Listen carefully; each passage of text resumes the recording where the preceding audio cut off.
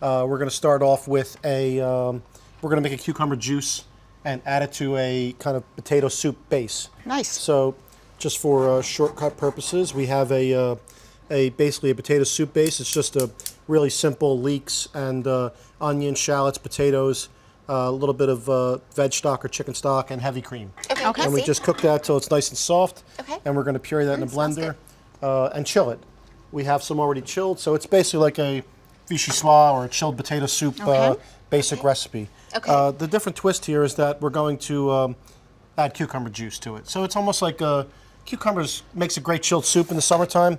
The difference here is adding something kind of substantial. It gives it a little more body to it instead of just making puree cucumbers. Absolutely, and instead of using, like you said, in all the ways that we're used to using cucumbers, being able to kind of sneak it into some new versions of recipes. So we just have And what are some of the health benefits of cucumbers? Like, why should we be serving it to our family? Well, any kind of vegetable is certainly going to be healthy, and you want to incorporate at least 5 to 7 servings a day into your diet. But 5 to 7 servings. And cucumbers do have a lot of liquid to them, so in terms of hydration, it's a great way to get hydration in your diet from cucumbers.